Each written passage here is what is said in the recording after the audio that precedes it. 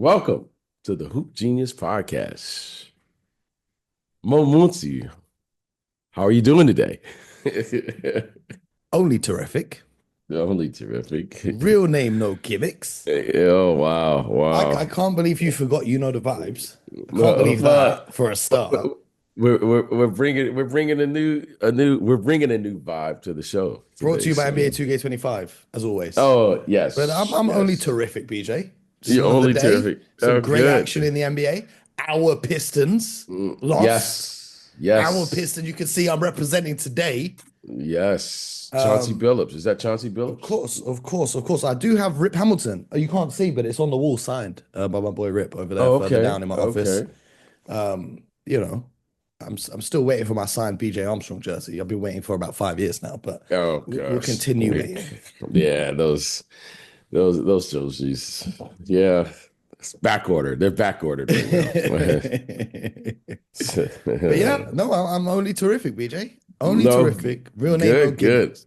Real name, no What's gimmicks. happening, Good. BJ? What's happening? Well, let's start off today with down in OKC Oof. when the Thunder have won 11 games. I repeat, 11 games in a row. What do you see, Mo? What do you see from the Thunder this year? What do you see? They beat our Pistons Beat our minus Pistons. Cade. We were down a few guys. A few guys Mm-hmm. suspended as well. you know, Mm-hmm. and Jaden Ivey, he was doing warm-ups. I was excited to see Yes. that, starting to Mm-hmm. get back to on-court action.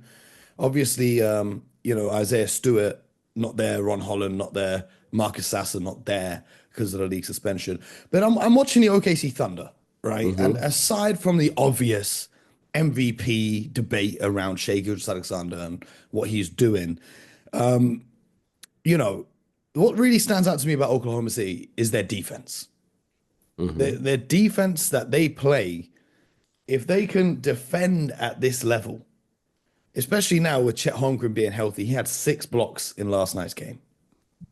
And this is a game in which he was matched up with Jalen Duren, who's a very physical athlete, right? He plays a tough brand of basketball. In Detroit, we play a tough brand of basketball. Oh, You we know, we in we Detroit, do. we bringing the bad boys back, right? So I was very Yes. impressed with Chet, especially the way he started the first half of that game.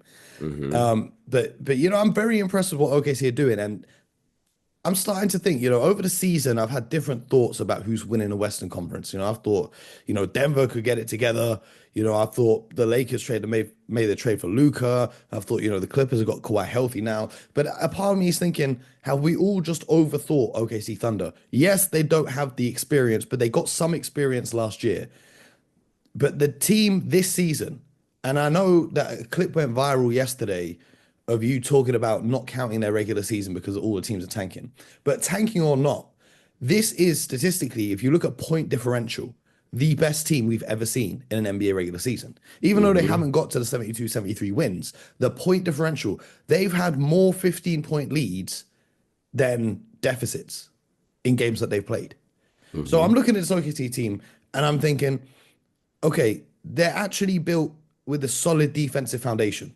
Casey Wallace, Lou Dort, even Jalen Williams, Chet Holmgren, and Shea himself are all very capable defenders. And this is something we saw with the Celtics last season. When you have 5 guys out there on the court that can all guard, and you don't really have a weak point to be pinpointed by opposing teams like the Mavericks had, this can be very dangerous in the playoffs. That's what I'm seeing from the OKC Thunder. I'm thinking we may have all just overthought this. The Thunder might just be ready to win a championship this season. Very well. You are correct. They very well could be. Very well could be. Got a question for you. There was a report that came out yesterday. One of my favorite players, Carmelo Anthony. And if Oh, the report is accurate, he is, congratulations if he is inducted into the Hall of Fame. Sure, he's a Hall of Fame player, had a Hall of Fame career. Just out of curiosity, Mo, where do you rank Carmelo oh. as one of the all-time greats? Where do you have him? Carmelo Anthony, growing up for me, was one of my favorite players. Do you know why, BJ? How come? He was a bully. Mm, He used that strength against the defenders who were. If you listen to any player, even Kobe Bryant talking about trying to guard Carmelo Anthony, he was a bully. And that jab step, that little one jab pull up in the midi, the footwork that he had when he was on the box. I'm a huge fan of Carmelo Anthony. Are you talking ranking all time as an all-round player, or are we talking ranking at position or ranking as a scorer? What's the criteria here? Just his player. I mean, his career. I mean, he had a incredible career. Going back from high school, college, the NBA. But where do you have him? Where do you put him in amongst the all-time greats? I've not thought about my all-time list and my all-time rankings of players, right? But at his position, if we're going to start by doing it at his position, it's the small forward position. He obviously moves to the power forward later in his career. I think you can make a case that Carmelo Anthony is a top 10 small forward to ever play in the NBA. I think a case can be made for that. Hmm. He's without question one of the top 75 players ever. I would have him in the top 50 as well. Now, he was an unbelievable scorer. There were concerns throughout his career about his effort on the defensive side of the basketball, which is why I Hmm. can't put him in the most elite tier of guys that we've seen that play both ends of the basketball. However, he's definitely top 50. That's without a doubt. Where he ranks in that, whether Oh, it's top 50. yeah. Oh wow. Top 50. Okay. All right. Do I'm you listening. have him in your top 50? I'm old enough to have been around with the top, The original top top 50, 50. Yeah. original top 50 players. It's very hard for me to move someone out of that top 50. It's Yeah. very hard to move out someone. And there's so many amazing players. But I'm not sure about top 50, top 75. But for sure, when you look at the spectrum of his career, Wait, you're not sure about top 75? when you start having these lists of top 50, top 75, there's always someone that's left out Oh yeah. or put in. So I don't want to get into the ranking who should be in, who doesn't deserve to be in.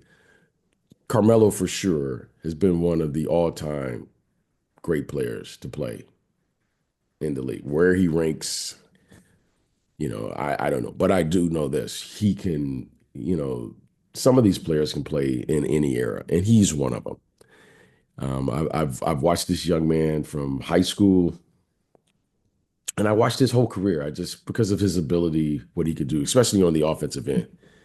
And where does he rank? I have no idea. But what I do know is he belongs there, and I'm glad if the report is true that he, as a first, he's what was it, first ballot Hall of Famer. Yeah. He should be. He should be. And all the rankings and stuff. I I haven't. I'm just not into that. I agree But because Dwight Howard was left off that top 75 team. and And as I and don't. and Yeah. even though Shams hasn't yet tweeted it out yet, Mo Mooncey tweeted out Dwight Howard will be a first ballot Hall of Famer. It just Yes. hasn't. I don't know if they've let Shams report on it yet. I don't do the per sources, but congratulations to Dwight as well. Yeah. Yeah. I understand. And Dwight had. I remember watching him and scouting him when he was in high school. So Dwight Howard, what he was able to do. I mean, you had multiple defensive players of the year, and I and that's what I'm saying. These rankings, I have no idea, right? Because I don't know the criteria for it. But I do know that getting back to Carmelo is very deserving of this. So, just congratulations to him and his family. I just saw him recently here, and he's always has positive energy and looked like he's venturing now into the media space, has a very successful podcast, Yep. will be on television, I think, doing some of the games. So Yep. congratulations to He's him. the ambassador for the Basketball World Cup in Qatar, I believe, as well. Yeah, He's and he's international with it. And did you see on his show yesterday that he says he wants to buy the Washington Wizards? I did not see that. I did And not do you see know what that. I loved about him saying that? Yes. They What do you asked do? him why would you be a good owner? Because BJ always talks about the why, and he broke down how he would run his NBA team. And I'm not going to explain it. I'm going to send you the clip, but what he described, BJ, if you ever want to return to the NBA in a front office or as a coach, if Melo buys the Wizards, it's got to be there because the way he spoke about the game and the eye test, and having people who understand the game was refreshing to hear because there are a lot of owners, respectfully to them, who rely on stat sheets and algorithms to make decisions. Whereas having an owner like Carmelo Anthony, who actually knows basketball and wants to empower other people who know about basketball, I think would be a Hmm. breath of fresh air in this league. So shout out to Melo. You know, and the other thing I want to say about the Hall of Fame is it's not the NBA Hall of Fame, it's the Basketball Hall of Fame. So we got to include what he did at Syracuse, where he went there and what did he win as a freshman? Yes. And then Yeah. what he did at the Olympics, being maybe the greatest scorer we've seen. I know Kevin Durant overtook him in the numbers, but Olympic Carmelo, I'll take him over almost anyone that ever played in the Olympics. The way that he could score when it came to international basketball as well. So his all-round basketball career, congratulations to him, man. Carmelo Anthony, No, come on. all-time great. He's yeah, he's and shout out to Baltimore, Hmm. and he's one of the best. When you said that about owning a team, and now that I've been around a little bit, I at one point I had, I thought about that. I was like, what would that be like, And I didn't hear Carmelo, so this is not a response to that. I don't know what he said. But now knowing what I know now, the difficulty of owning a franchise, that's a tall task. That's a very tall task. And yes, it's easy for me to say, or the former player in me to say, well, when you say it's refreshing for the basketball, that's just one component of it, right? You have the business aspect, you have the media. You must not forget you are a partner with the other 29, members, the game, um, the marketing of it, contracts. So it's a tall order, and it takes time. It takes time, and every it's we get on and we say this guy's the best owner or this woman or whomever. But owning a franchise, I've come to really respect the responsibility, the community in which whatever community, you don't want to be an absentee owner, Yeah. but in the end, we all get evaluated on wins and losses, but it really takes time. You have to work at it. You have Yeah. to you have to work at that. This is why I think you would love watching that segment of his show because not only did he talk about the basketball side of things, he talked about how are we going to show up in our community and make sure we're representing them. And he also spoke about things that are often overlooked by people, like the game day experience. What does the game day experience look like for a fan for them to come to a game and so on and so forth? And he was saying that there are some teams out there who don't really care, whereas that's an important part of it as well. As you said, it's a business. So it's clearly Yeah. something he's put a lot of consideration into. Well, I think the viewing experience has changed over the years. Like one. I mean, you're not married, Mo, but for many of us who are married with kids, life, a job, there's only so many hours in a day. And it's pretty cool to think that I can have an experience to go to a game and take in that experience. But once you have a family and, you're working, things come up in your life, the experience really is it's a very limited experience because you just don't have that much time. So, I mean, I get it. I get these gestures. I get it. However, when you break it down into its core, you got to get right to the business. Oh, 100%. But because you have limited time, right? I think that makes the game day experience even more important because say you only have 3 hours on a Friday night, that's your time off in the week and you want to go to a game. You want to have the best experience possible. Add to that, what you said about having kids and a family, you want to make it the best experience for your kids because I'm sure there's plenty of people out there who went to an NBA game when they were young, and that inspired them into doing what they're doing now. I get it, but as I get older and the game has become global, it's gone away from what the game used to be. It used to be you used to root for your home team. Yes. I mean, for instance, you take you. I think it's one of the more interesting things is to watch you who lives in London and you root for the Celtics. Like, Yeah. But you know why though, right? well, I understand, but Yeah, people might not know. I didn't just pick. So my family lives in Boston. That's how I got into this whole thing in the yeah, first place. So I've been supporting the Celtics since they used to suck in the early 2000s. So it's not, it's interesting. you know, But now it used to be wherever you lived, you rooted for your home team. yeah. Like I grew up in Detroit, so I just root for the Pistons because that was my home team. Now people root for players. Yeah, think that is a huge part of a wider conversation that needs to be had around the coverage of the league and especially the discourse in the media. Yeah, Because I so just think much it's of it is fascinating. now player focused rather than team focused, right? And for example, I'm watching the Celtics documentary on HBO, and I'm watching it, and I'm looking at just how much those guys, especially in the 80s, but even back to the Bill Russell era, how much those guys all bought into the concept of team. It wasn't like just the city or the organization, it's like the guys who are with them, right?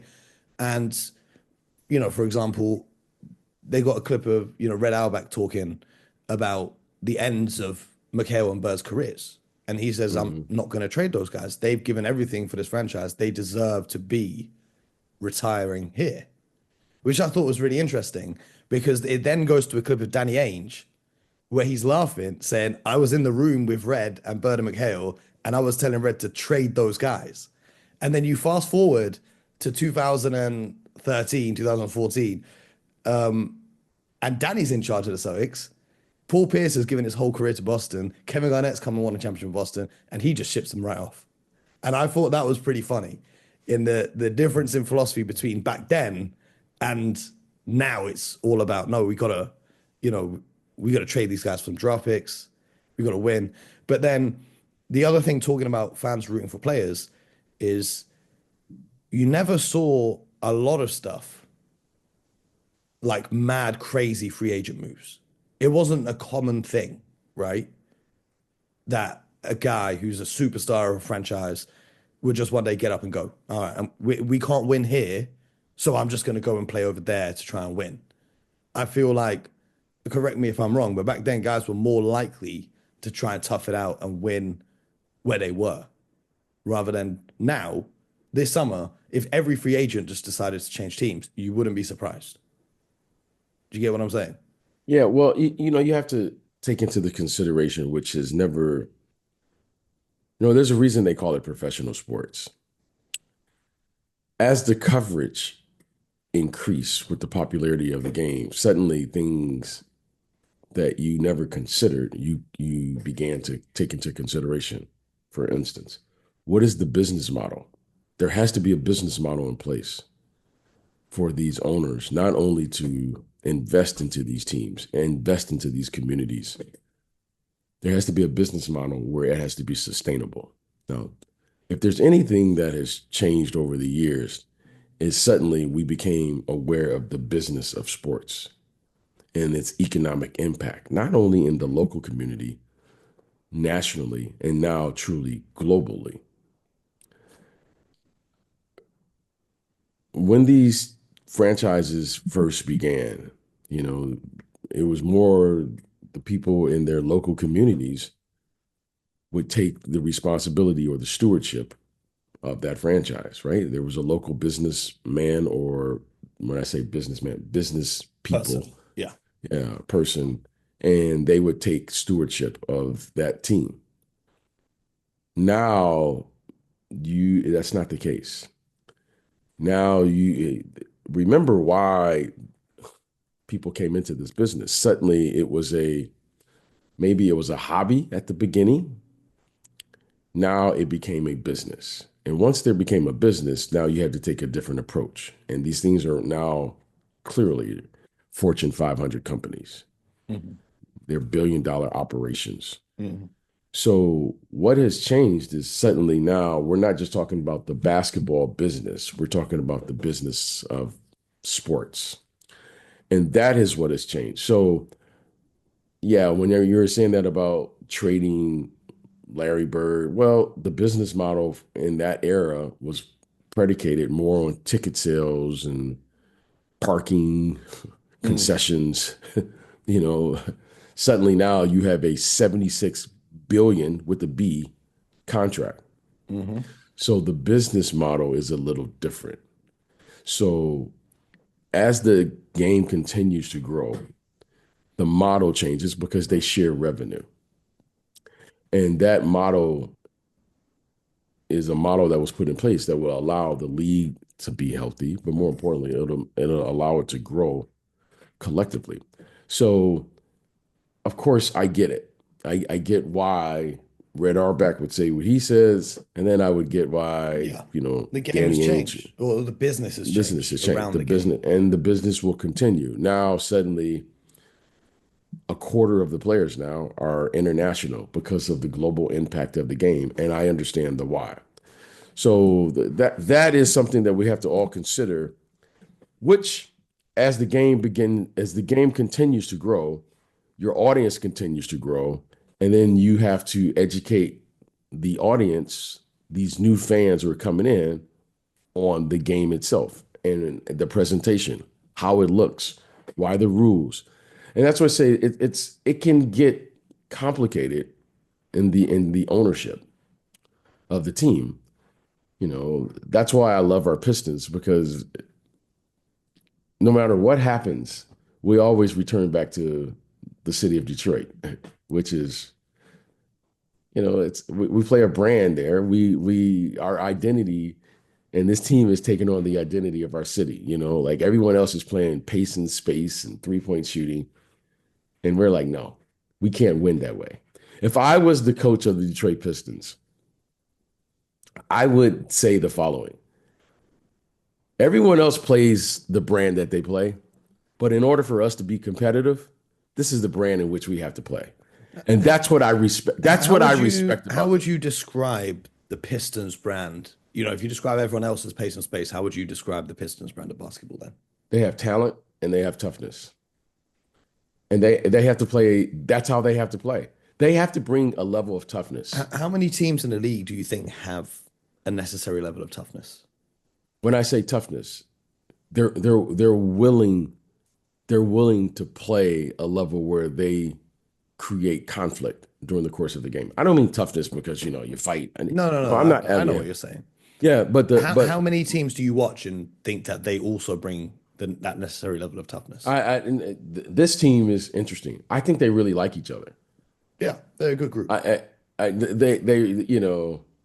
and they're an interesting bunch of characters. You know, led by Beef Stew. Beef Stew. If you want to know, if you want to visit Detroit, Beef Stew is probably the guy. You go Beef Stew. Cade is the best player, but Beef Stew is like who we all think we are in Detroit. If they're saying, well, what do we resemble? You're gonna put Beef Stew there. Okay. Duran, Beasley's, he's an interesting character. He does this little shimmy.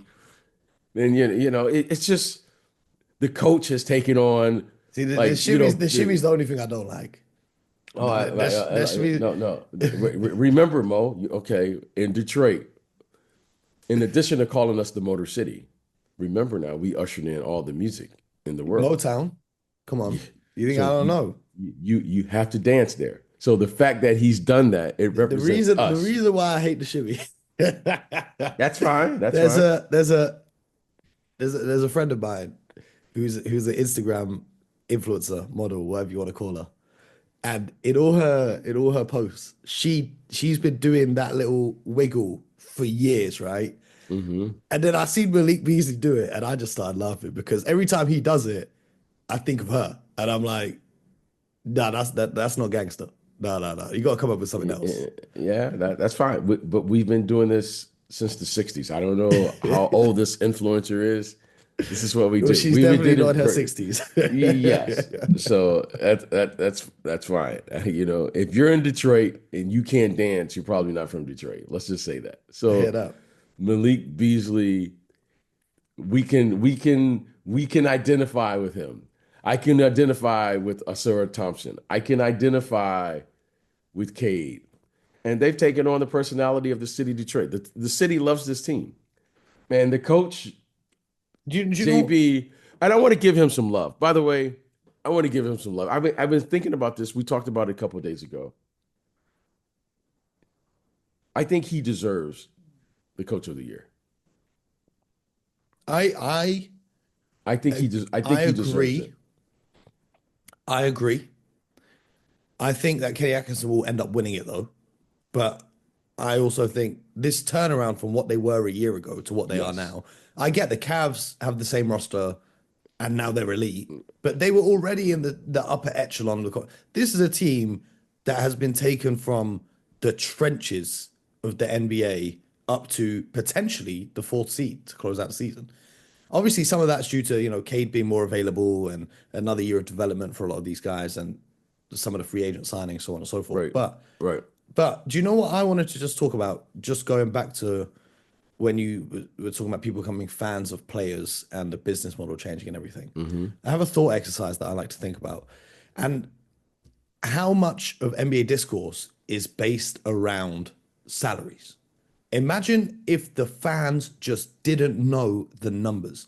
Because we're talking about the Pistons, a guy like Tobias Harris, you've seen his impact on this team from a veteran leadership perspective, what he's been able to do. However, this is the same guy who in Philadelphia was maybe the most hated man in the city, Who you referring to? Tobias Harris. Okay. Okay, the Hmm. Philly fans hate him. I remember him doing a post-game interview on the court in Philadelphia once, and he said something like, "These fans would trade me for a bag of cookies or something." Um, he didn't get any respect from those fans because they said he's on a max contract, he should be playing like a superstar max player. But imagine in a world where there was no public knowledge of these salaries and of these contracts, how different the evaluation of these players would be. That's Hmm. what I like to think is quite fascinating about how people perceive the game. Because oftentimes players are held to the standard of the amount of money they're being paid rather than their performance being evaluated for their performance. Right. Right. Right. Right. Well, you know, Tobias Harris is a pro. I've known this. It's another young man I've known for quite some time, and you get it. I understand the Philly fan base. That's Philadelphia, right? I mean, this is the same fan base. They boo Santa Claus. That's kind of who they are, right? Okay, that's remember now they boo everyone. That's a Philadelphia thing. Yeah. I get that, but what I do respect about the Philadelphia fans, they embrace winning. They embrace it. Okay, and I respect that. Just like the New York fans, I respect that. The New York fans, the Boston fans, I think Chicago. There's a fan base where they're yeah. To the outside, it looks a little different, and I'm not saying I agree with it, but there's something about it that I kind of like. I respect it. Okay, and the Philly fans, they're passionate about their team. I'm not saying the perception of it is a lot of times you're like, okay, you might have pushed it too far, but I respect it. I do. I really do. And when you go to Philly, and if you have a conversation with anyone about their team, it's the same thing that we do in Detroit, just not as extreme. We can talk about our own team, we can boo our own team, but you can't. And that to me says it all. Like if you are an outsider and you come in and you start talking about their team, they're like, wait a minute, you're not from here. And I respect that. So I do I like Philadelphia. I've been to I Philadelphia. I do I do I like I Philly. I like Philly. I feel weirdly at home in Philadelphia a lot of the times. Yeah, There's a lot of Muslim brothers in Philadelphia. I'll just be bopping down the road and brothers are telling me assalamu alaikum wherever I go. I yeah, like it I there. It's good understand. vibes there. Hmm. but I have talked to them about their team, and Yeah, and you know me, BJ, I don't hold any punches. You know what I'm saying? yeah, And but it's Philly though. Philly, I am a Philadelphia. It's nuts, but I like it. It is.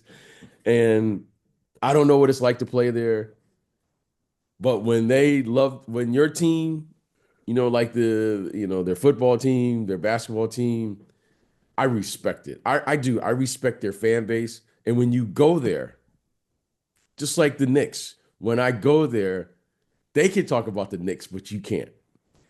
And that's such a Detroit thing for us. And I love that. That's why I love Detroit. I love who we are. I love that. I so can talk about it, our so guys.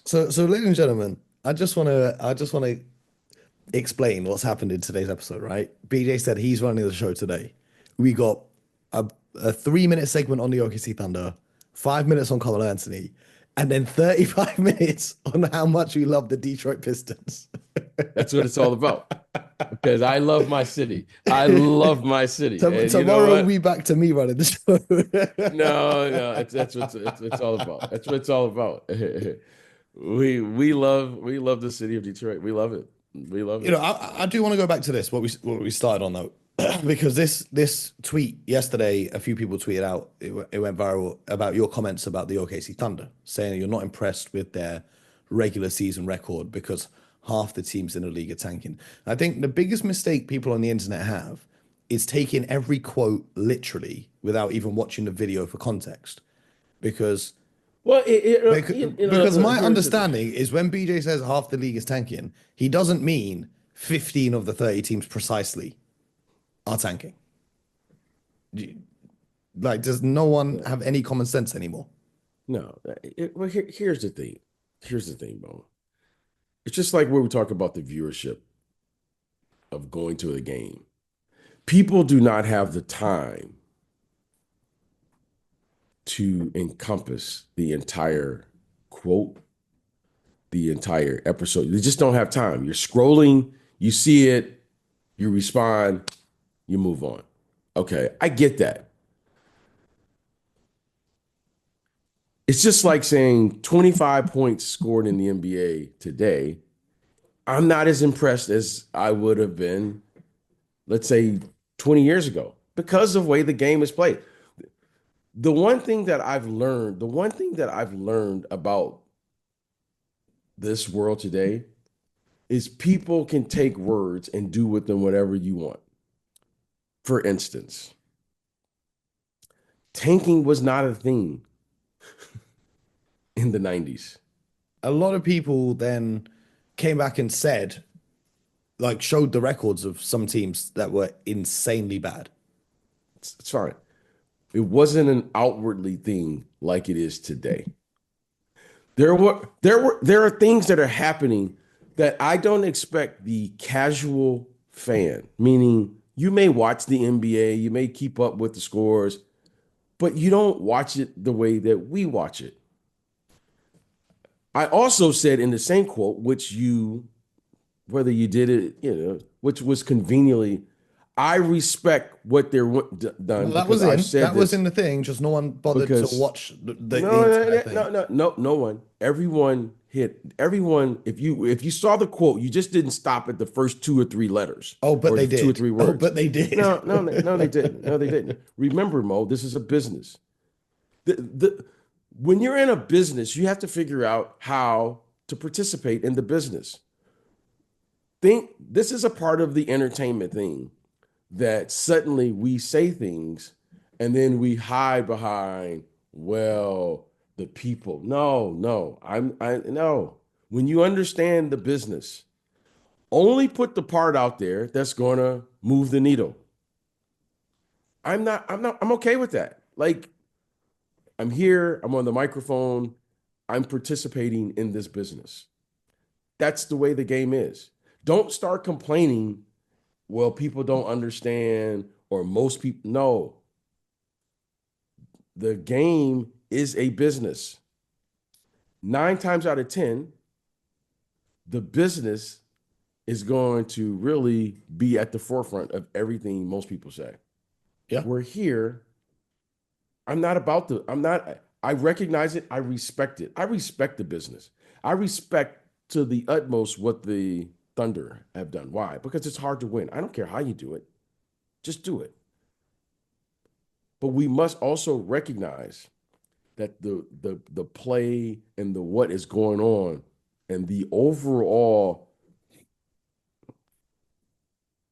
perspective of what is happening in our league is a little different, which is a totally different conversation. So when you encompass the entire picture, you will understand that. I don't expect the casual person to understand that if you're just scrolling. But because I understand that that casual person is also allowing us to have the popularity of the game, I respect that. I'm not going to like say, well, they don't. Who is they? Our job is to get them to come in, to listen, to say, oh, that's what they mean. Winning is winning. That's not the OKC's problem. The OKC showed up, the OKC won the games, but also remember, there's a reason they have literally 20 or so draft picks. Yeah. Why? I mean, the thing with this whole tanking thing is It just is what it is. it is what it is. It But is. when you go back historically, the Rockets in 83, 84 tanked the season. Do you get what I'm saying? The Spurs to get Tim Duncan tanked the season. It's not new that teams are tanking. Nothing is new. There are no more new ideas. So I want everybody to stop thinking they've reinvented or created. No, there are no new ideas. However, Mo, the amount of teams that are participating in this openly and outwardly, that's new. When the Philadelphia 76ers, right? I can't, who was it? Sam Hinkie, I think that was his name. Yeah, When he said they had the the process. process. Okay, Mo, did you suspect maybe something was going on? Yeah, you did. But Mo, they said it outwardly, you were like, wait a minute. Yeah, Now, that was that was like, okay, how's that going to work? Okay. And then you started seeing this shift, which we report now on draft picks. So we have to take some responsibility, but as sitting here behind the microphone, we want no responsibility. No, this is where we're at. This is what's going on. This is how we're doing it. This is the business model now that we say we'll report this. We've done it. Well, we'll say things like, "Oh, they didn't get enough. They didn't get enough. They didn't get enough draft picks back." Well, yep, that's the yep, report. yep. That's the report now. Yes, Okay, so that to me is signaled. What we call it. Draft capital. Okay, and we will say someone won the pick because they got 3 first-round picks back. And this is what we're reporting. So when I say what I said, because this is what it is, I'm not saying it to shock people or this is where we're at. The commissioner has talked about it in case you haven't had time. The commissioner has addressed this you outwardly multiple times. It is of concern. We have in the past, we've openly talked about it because competition is what drives the needle. So I'm only stating the obvious. I'm not stating give the Thunder and that organization all the credit, all of the credit. However, the game has evolved. Well, we can when we state the obvious, then it's suddenly No, no, no, no. No. It just this is where we're at. We can't deny it. It's out of the toothpaste now is out. It's okay. Okay. All right.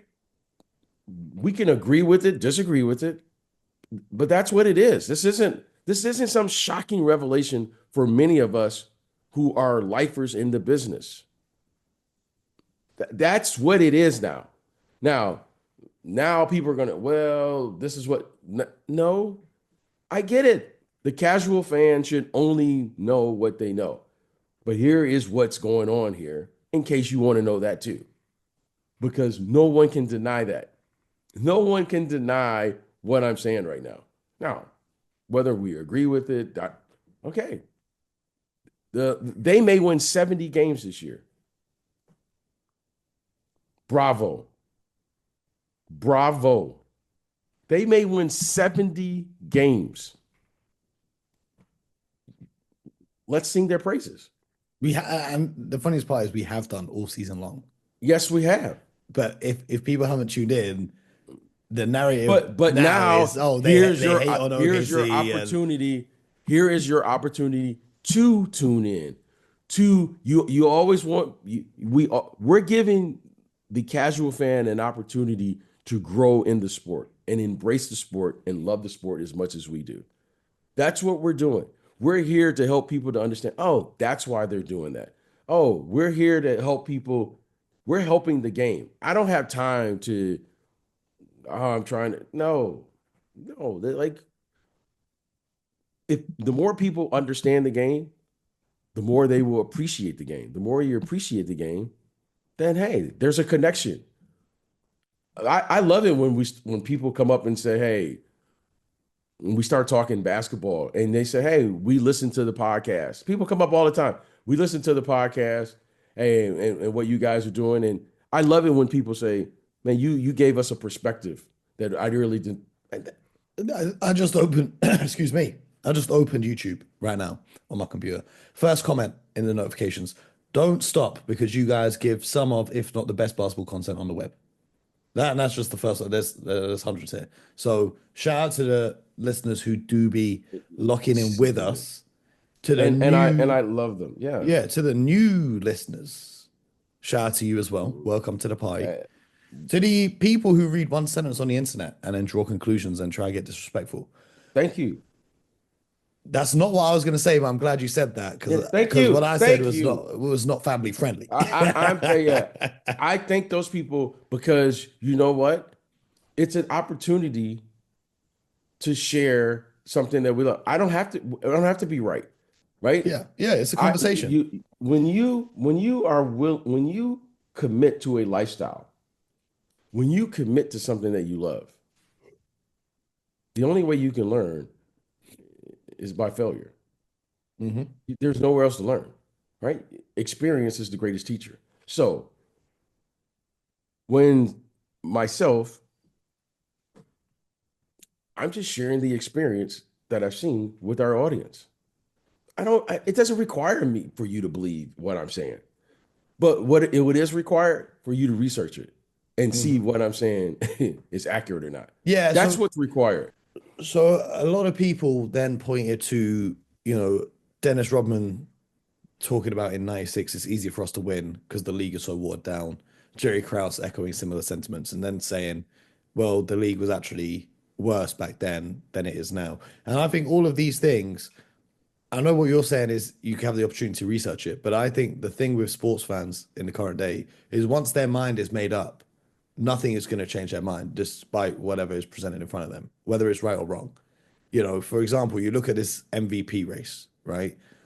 If people think that Jokic should win, nothing Shea does is going to convince them that he should win it. If people think Shea should win, nothing Jokic does is going to convince them to win it. Now, this is kind of off track, but social media, everyone has a voice and everyone thinks they're right. And it's just, I think people have gone away from wanting to learn and take on information to form new perspectives to now, I'm right, you're wrong.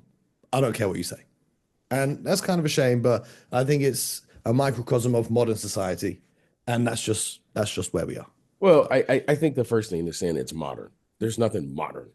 Oh, what's modern? Like, The internet. yeah, well, the internet started like somewhere in the 60s, probably No, before but that. come on, man. Like the internet as we know it today. Well, as we know it, like the usage of it, the usage of the internet makes people think that suddenly the world just started. This is what gets me. Like, Mo, at some point you're going to be in your 50s and you're going to see something, and then you're going to say, "Oh wow." Mo, I remember people using the internet, just not the way they're doing it now. Like, this isn't new. It's just No, it is new. okay, Come on, great. BJ. Social media is new. There's never been anything like it before, ever. I know your philosophy is there's nothing new, but this is new. Hey, again, now that I'm older, this is new. You have the right to think whatever you want to think. Go on, tell me what was the old social media before the internet came along? Well, maybe the social media just took place person to person.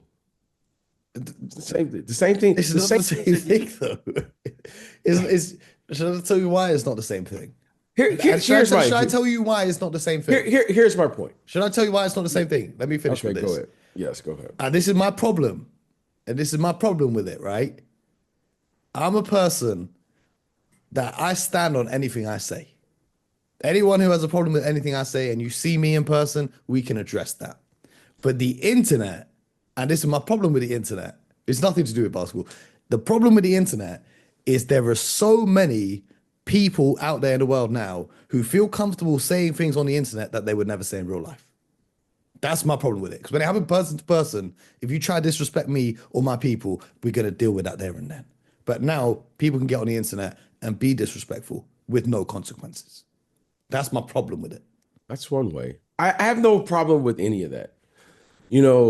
But it feels odd to me when you say real life to the internet as if they're like different. They are different. Okay, Do you know why? Do you know why they're different? no, I'm Because just real I've I'm seen real people. yeah, Yeah, I'm no, just no. real all the time. But I I've get seen it. people though who are one way on the internet and one way in real life. Again, the fact that you have altered realities, real life and the internet to me seems It's wow, a new like thing, right? It's a new no, thing. I don't think it's new. I don't think it's new. I don't think it's new. You may be thinking one thing, but you may not act on it, right? No, You know. I'm gonna tell you an example, BJ. I'm gonna So tell you an the only example of thing, the only I'm gonna thing tell the you an internet. example of how ridiculous this internet is. Yeah, I one time I was getting these messages from someone on the internet, and they was messaging me real disrespectful, right? And then I'm out and about living my life. And some kids come up to me, they ask for a picture. They're like, yo, we watch your show, can we get a picture? Da, da, da. So I'll take the picture with them. And then it's bugging me the whole day. I'm thinking, why did I recognize that kid who asked for a picture? And then I go on my phone, and it's the same kid who has spent a week messaging me abuse because he's a Lakers fan and he don't like the fact that I was disrespectful about the Lakers. But then he sees me in real life, and instead of keeping the same energy of insulting me, he asks for a picture. And I just find that weird. You know what I mean? Like, Yeah, I got love for that's people who support the irritating. show and people who tune in and you want a picture, that's Yeah, amazing, right? But if you go and disrespect me on the internet, disrespect me to my face, I would respect yeah, that more. yeah. I've come to the conclusion that I missed that part of the internet. I missed it, right? I just missed the whole thing. So I'm gonna turn it over to you guys. Well, that's what I was saying, because on that tweet yesterday that went viral, everyone who was upset and they was leaving some disrespectful What does that comments. mean? It went viral. What does that mean? It, Like as if that's like something real. Like what does that mean? It went viral. What does that mean? It's just like by chance, yeah, or it just got into it the spreads system. like a virus. Is that what it means? And I that's assume real. so. But that's real though, right? That's It not just real. Do you know what I think about all the time? And it gives me kind of an tell me what do existential you think? crisis. Tell me what you think about all the time, Mo. What if we woke up tomorrow and the internet was just gone? Like just gone. If just the internet broke one day, like nothing would ever get done ever again. I wouldn't be able to communicate with everyone. BJ, if the internet Yeah, disappeared, you and I would never speak again. yeah. Well, Because how would we even plan to link up? With no internet, no more podcasts, one more no more, no more even TV. on Nothing would happen. on that, Mo, I'm gonna This is what I politely, think about when I don't think about basketball. yeah, These are the kind of things that I ponder. What on if we that woke up tomorrow and the internet was on broken? on that, I'm just gonna politely say You do the it's time. outro. It's yeah. Dude, I've been waiting for half I hour for you to do the outro. We should apologize for this podcast here.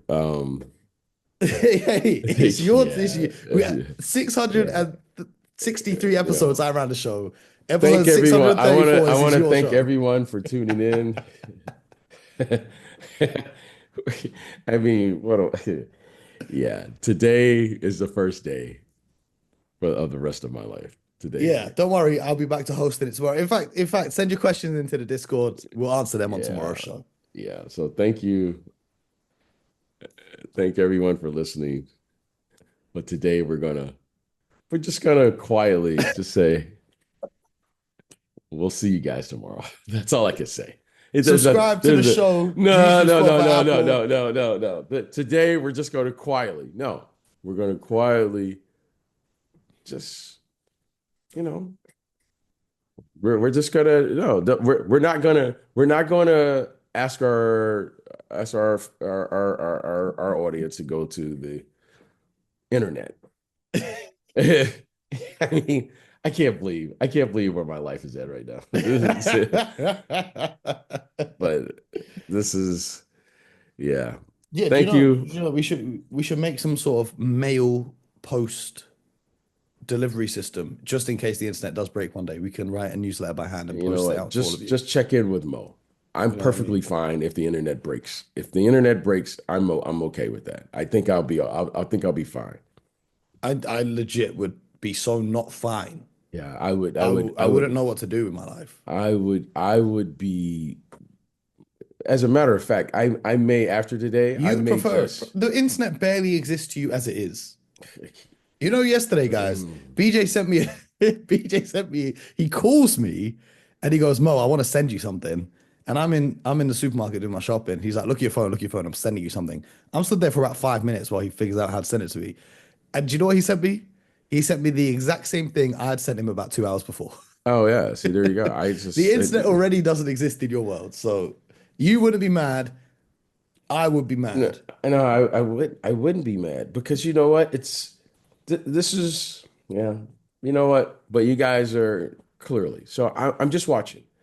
That's my new thing. I'll be watching. I'm just watching you. I'm just watching you guys. There's nothing else to. I'll That's be crazy. watching. Yeah, I'm not like. That's crazy. That's But crazy. Well, good for you. congratulations, BJ, on hosting your first episode. I Yeah, don't know if there'll be many more of BJ hosting. no, I've I no. think we This should go back is. to normal, but that was fun. That was I a don't very know fun what episode. I don't know what that was. But thank you very much. Let me get back to my life without the internet and let me see what's going on. I mean, this guy said that's Until next time, wow. my peoples, get buckets.